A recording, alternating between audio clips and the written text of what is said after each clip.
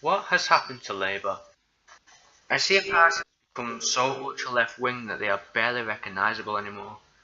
Don't get me wrong though, I am of the left, but I can't bring myself to ever vote for Labour in the future unless they make some serious changes. I mean, they did alright in the last election with a gain of 33 seats, especially considering Corbyn was tanking in the polls when the election was called, with only 14% of all voters saying he would choose him as Prime Minister compared to Theresa May's 47%.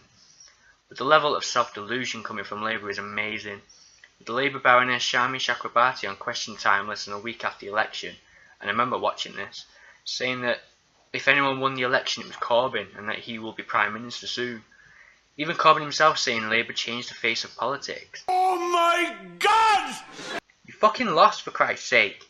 You were 64 seats from a majority, so it wasn't even that close. You were just 4 seats more than the last time we had a hung parliament in 2010, when Gordon fucking Brown lost to David Cameron. You didn't change the face of politics at all. You merely capitalised on the Conservative shit-show of a campaign, the unpopularity of austerity, and lured in the youth vote with your list of free shit.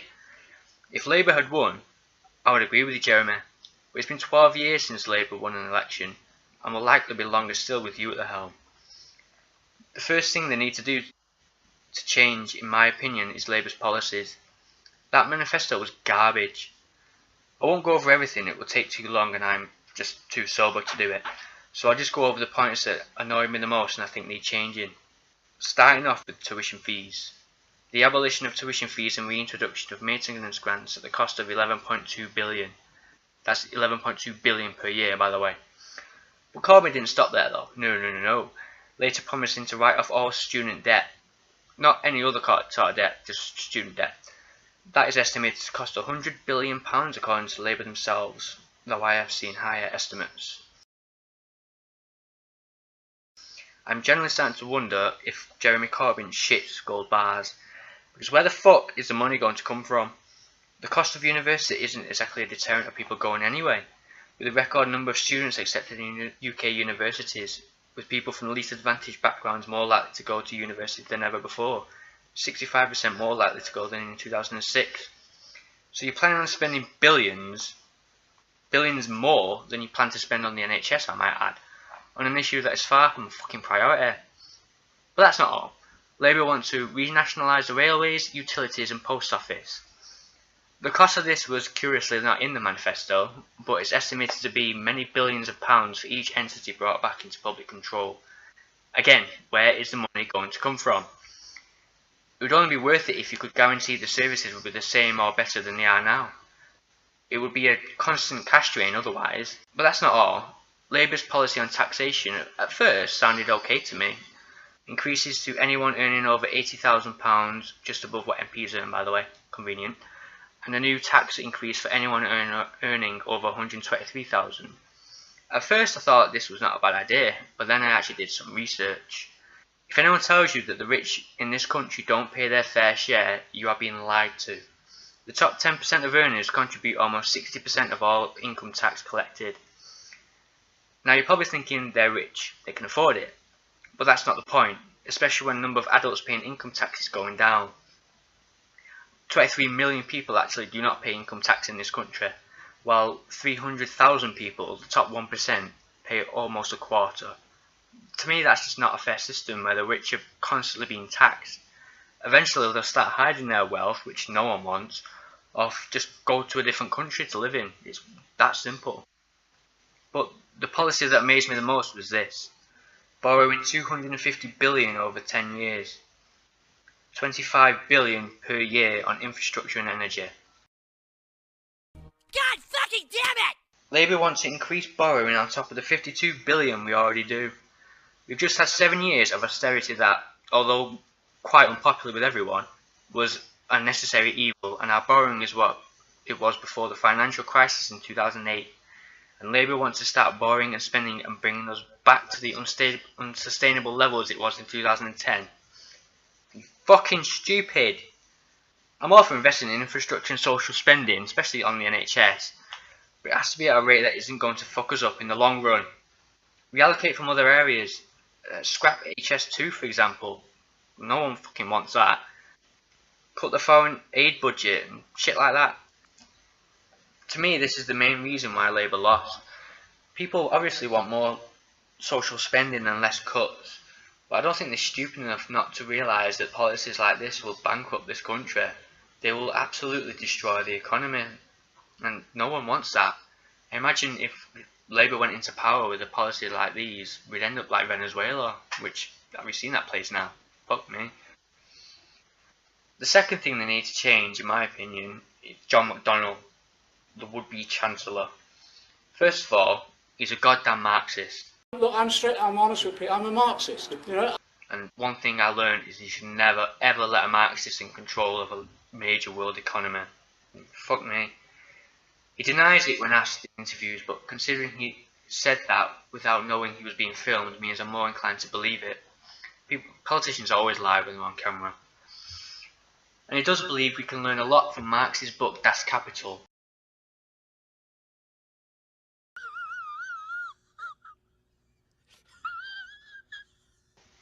Yeah, on how not to do things. But that's not all. He called for people to protest in the Day of Rage during the Queen's speech, urging people to march against the illegitimate Tory government. He only calls it illegitimate because Labour lost. In a country like the UK, I'm all for the right to protest, even though I've never really done it myself, especially in regards to the Grenfell Tower disaster, which was a shit show of government incompetence.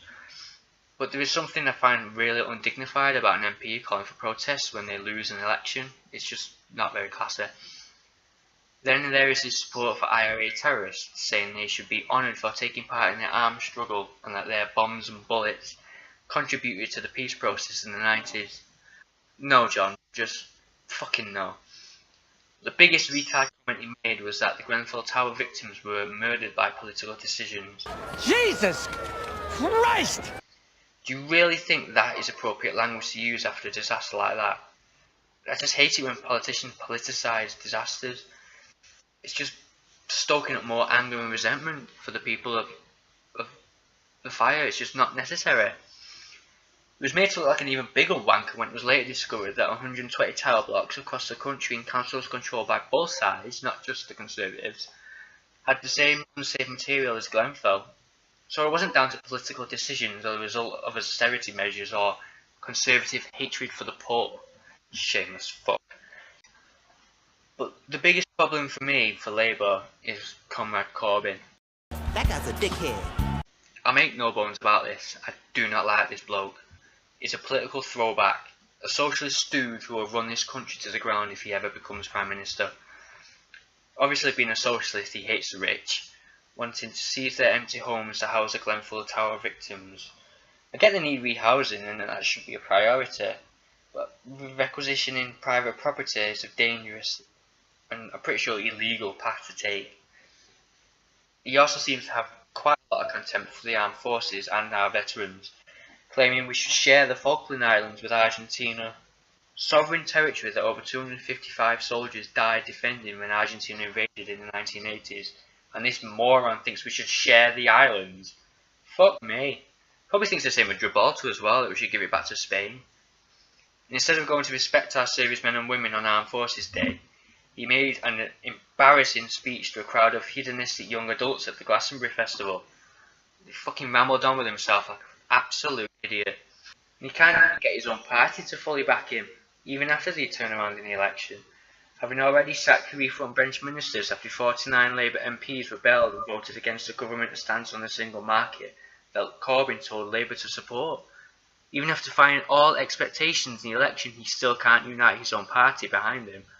And this wanker thinks he could be the guy who puts Labour back in number 10. He's fucking deluded. In my opinion, he is the biggest problem, the dead weight holding Labour back from being in power again. His far-left socialist policies, despite what sycophants like Owen Jones and Paul Mason say, aren't that popular. If they were, Labour would have won.